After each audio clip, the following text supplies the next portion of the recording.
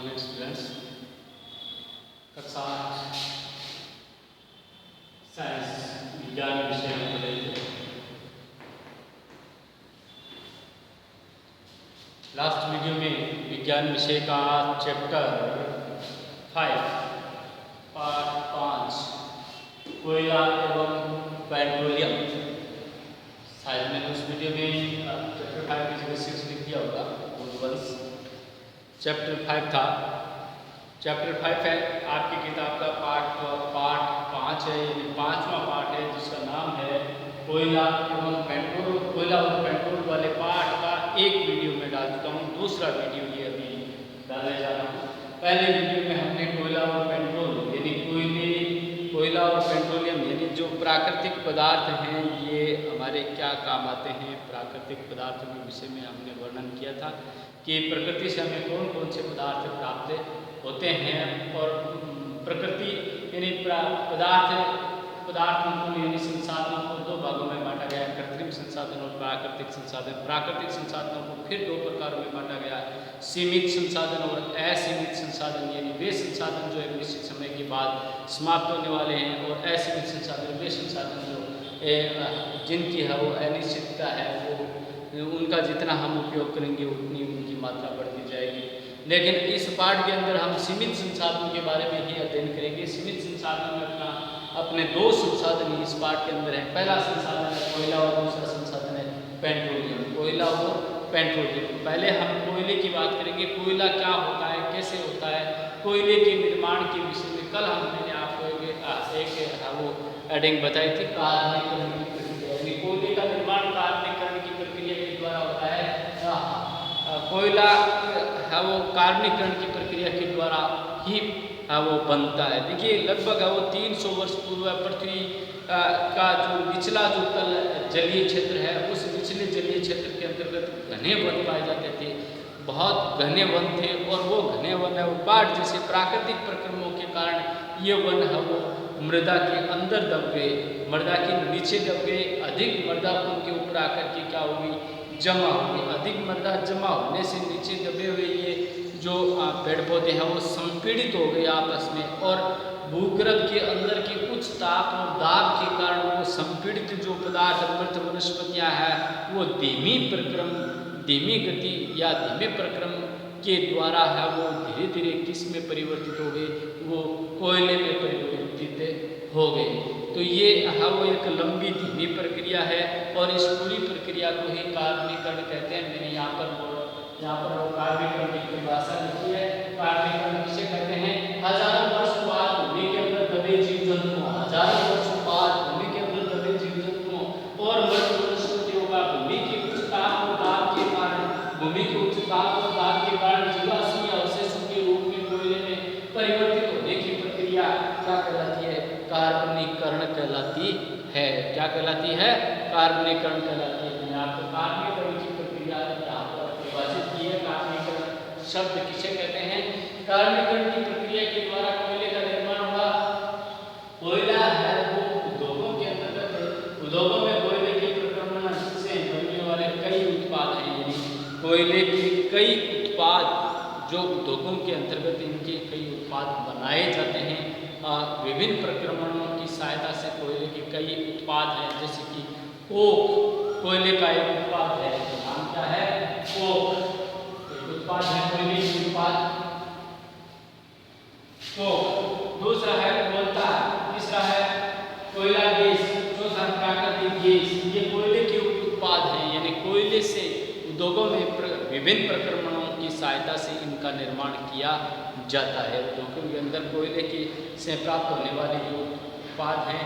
देखिए कोयले को जब हम वायु के अंतर्गत गर्म करते हैं, यानी उसको जलाते हैं, तो कोयले के जलाने से उसमें सर्वाधिक मात्रा में कार्बन डाइऑक्साइड गैस की मात्रा वो निकलती है। और उस कार्बन डाइऑक्साइड गैस की मात्रा निकलने के साथ साथ कुछ ये जलाने पर ये उत्पाद बनते हैं। कोयले के जलने से ये उत्पाद बनते हैं। कौन से, कोक है, कोलता है और कोयला गैस है। ये उत्पाद कोयले के जलने से बनते हैं। इसके अलावा कार्बन डाइऑक्साइड गैस है वो बनती है। तो ये जो अपने उत्पाद हैं कोयले के, जो उप उत्पाद हम कह सकते हैं, कोयले के जलने से प्राप्त होने वाले ये उत्पाद हम इनको कह सकते हैं। तो ये जो कोयले के उत्पाद हैं, इन उत्पादों का क्या क्या उपयोग है और इनका निर्माण कैसे होता है, हम वो 1 बाय 1 इनके बारे में पढ़ेंगे। देखिए, पहला अपना उत्पाद है जिसका नाम है कोक। क्या नाम है? कोक। पहला अपना उत्पाद है जिसका नाम है कोक। कोक क्या होता है?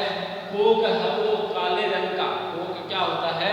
कोक काले रंग का सैरंध्र पदार्थ है, काले रंग का एक सैरंध्रीय पदार्थ है और इसका उपयोग जो है वो धातुओं के निष्कर्षण में किया जाता है। कोक का उपयोग है वो किसमें किया जाता है? देखिए, कोक काले रंग का, काले रंग का सैरंध्र कोयले का उत्पाद, सैरंध्रीय पदार्थ, सैरंध्रीय पदार्थ काले रंग का सैरंध्रीय पदार्थ कोक है। और इसके उपयोग क्या है? कोक के उपयोग, देखिए, कोक का उपयोग, मुख्य उपयोग है धातु के निष्कर्षण में, धातु के निष्कर्षण में, धातु के लोगों के अंदर धातु के निष्कर्षण में किसका उपयोग किया जाता है? कोक का उपयोग किया जाता है। धातु के निष्कर्षण में किसका उपयोग किया जाता है? कोक का उपयोग किया जाता है। तो पहला कोयले का उत्पाद जिसका नाम है कोक, जिसका काला रंग यानी काले रंग का एक सैरंध्रीय पदार्थ है और इसका उपयोग है वो धातु के निष्कर्षण में किया जाता है। अगला उत्पाद जिसकी बात करें, अगले उत्पाद का नाम है, क्या है? कोलतार। नाम है कोलतार। इंपॉर्टेंट पदार्थ है कोलतार। कोलतार क्या होता है? ये एक अप्रिय गंध वाला गाढ़ा द्रव है। ये एक अप्रिय गंध वाला गाढ़ा द्रव है। लगभग 200 पदार्थों का ये मिश्रण है। लगभग 200 पदार्थ इसके अंदर पाए जाते हैं। कोलतार से दैनिक जीवन में काम आने वाले बहुत सारे यौगिक कोलतार से तैयार किए जाते हैं। यानी कोलतार बहुत ही वो मतलब कॉस्टली पदार्थ है, ये बहुत ही अच्छा पदार्थ है कोलतार, जिसे हम डामर कहते हैं। इसके काले रंग का ये गाढ़ा और अप्रिय गंध वाला द्रव है, जिसका मुख्य रूप से जो कोलतार का जो अपशिष्ट उत्पाद है, बिल्कुल अपशिष्ट उत्पाद, जिसका उपयोग है वो सड़क निर्माण में किया जाता है। हालांकि कोलतार से बहुत सारे पदार्थ प्राप्त किए जाते हैं। देखिए, मैं आपको दैनिक जीवन में काम आने वाले कुछ कोलतार के पदार्थों के उदाहरण देता हूँ।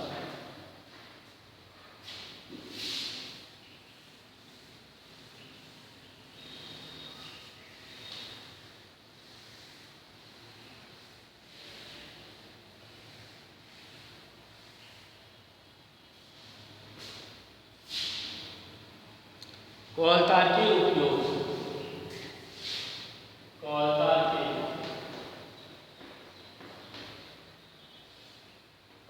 कोलतार क्या है?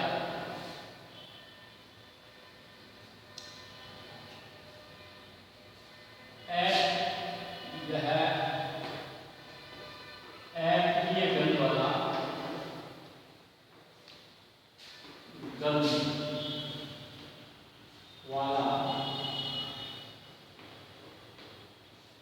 काले रंग का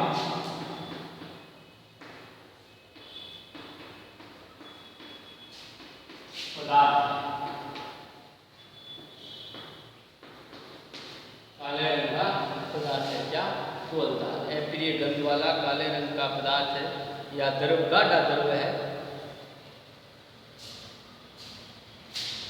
यह है लगभग 200 पदार्थ का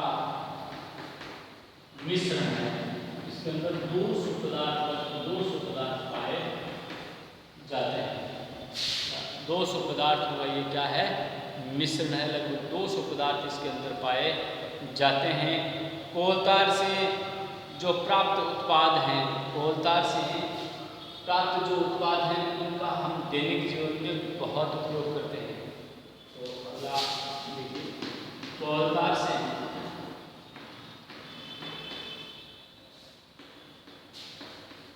प्राप्त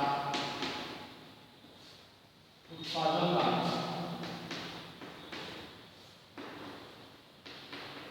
दैनिक जीवन में उपयोग।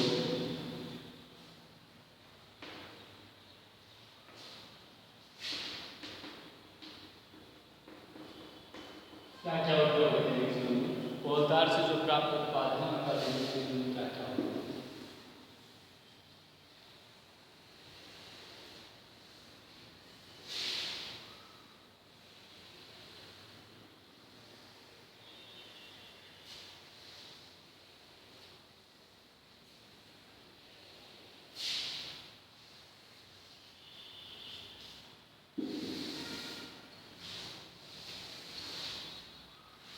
कोलतार से जो प्राप्त उत्पाद है उनका दैनिक जीवन में उपयोग लिखिए।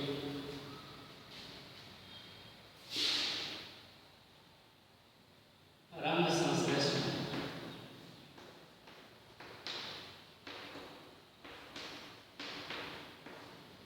रंग जो रंग बनाए जाते हैं वो इनसे ही बनाए जाते हैं। रंग संश्लेषण,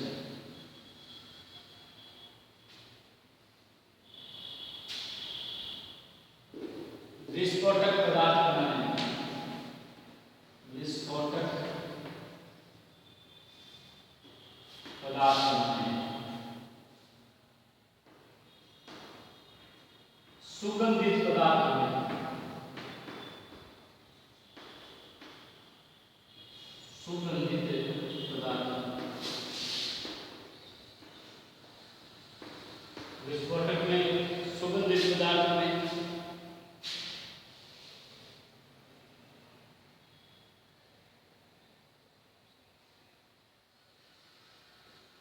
पेंट निर्माण में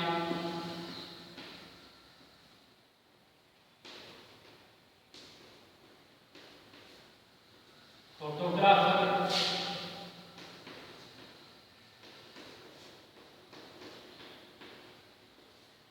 फोटोग्राफी की सामग्री में,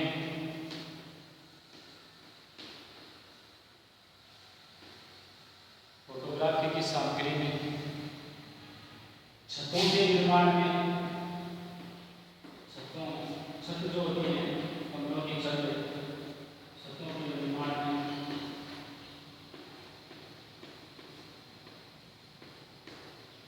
छतों के निर्माण में।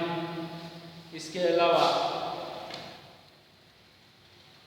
कीट मारने की नेफ्थेलिन की गोलियों के निर्माण में,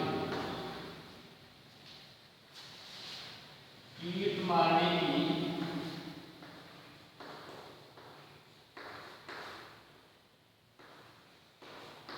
नेफ्थेलिन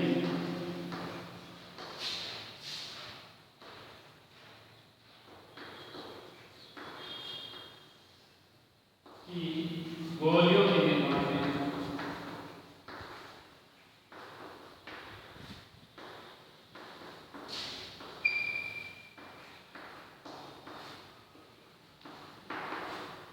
ये उपयोग कोलतार के किए जाते हैं। यानी इतने उपयोग है जो कोलतार के होते हैं। यानी कोलतार के द्वारा इन पदार्थों के निर्माण में कोलतार का उपयोग किया जाता है। कोलतार जो एक कोयले का प्राकृतिक प्रक्रमों के द्वारा प्राप्त एक उप उत्पाद है, यानी कोयले से प्राप्त ये उत्पाद है जिसका उपयोग हम दैनिक जीवन में इन क्रियाकलापों के अंतर्गत करते हैं।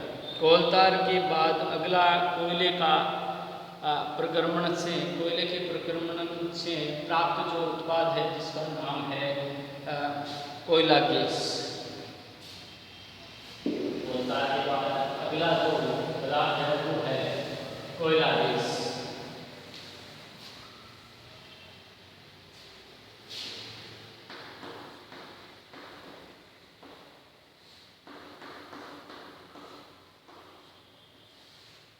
देखिए कोयला गैस है वो कैसे प्राप्त होती है? कोयले से जब हम कोक बनाते हैं, कोयले से जब कोक बनाई जाती है तो कोयले से कोक बनाते समय जो निकलने वाली गैस है वो कौन सी गैस कहलाती है? कोलतार गैस कहलाती है। कोयले से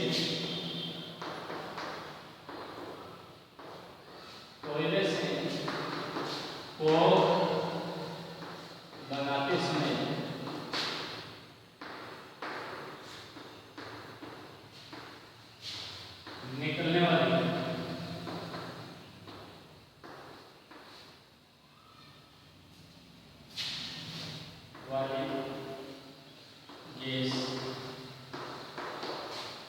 कोयला गैस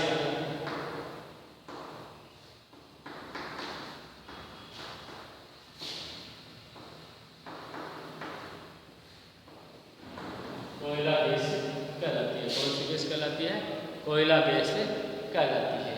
कोयला गैस है वो विभिन्न ईंधनों के अंदर काम में ली जाती है, यानी ईंधनों के रूप में इसका उपयोग किया जाता है कोयला गैस का।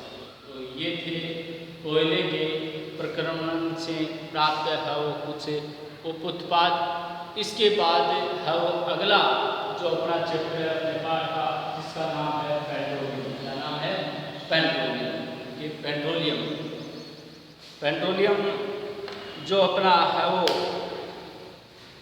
जीवाश्मीय ईंधन है, यानी एक सीमित प्राकृतिक संसाधन है जो प्रकृति से प्राप्त होता है और एक सीमित संसाधन है। यदि उसका अत्यधिक दोहन किया जाएगा तो एक समय ऐसा आएगा जिस दिन ये क्या हो जाएगा?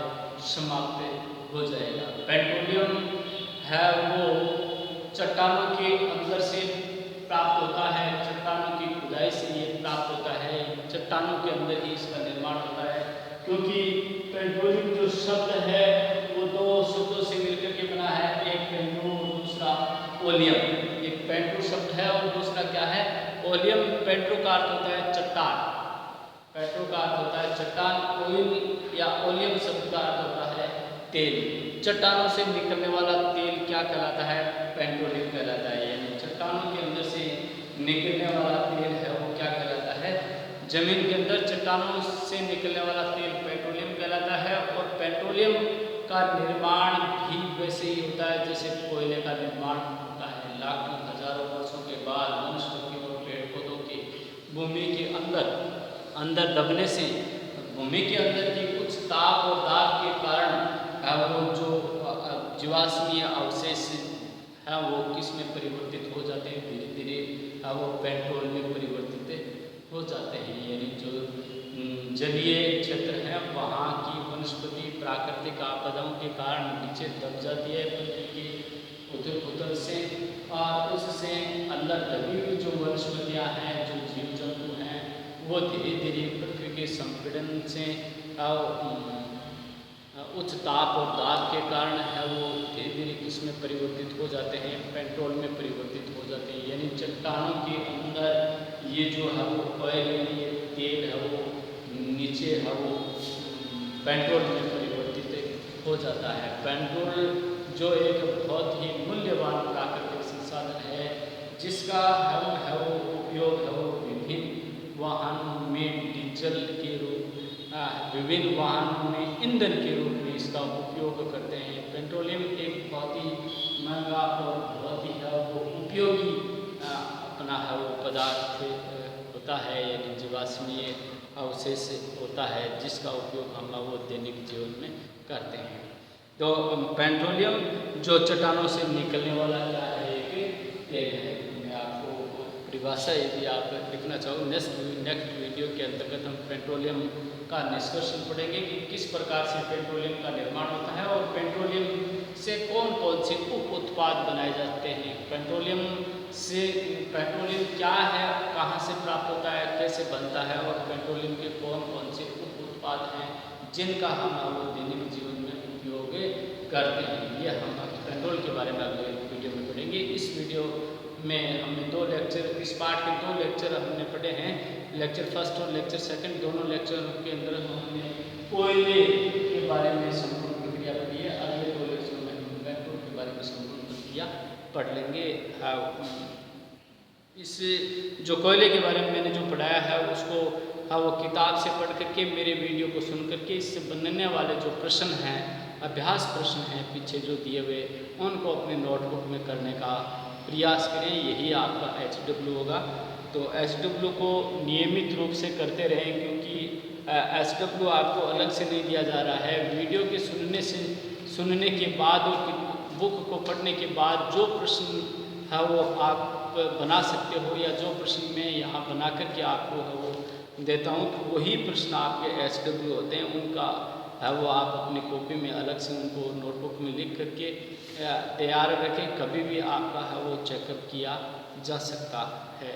इसी के साथ धन्यवाद।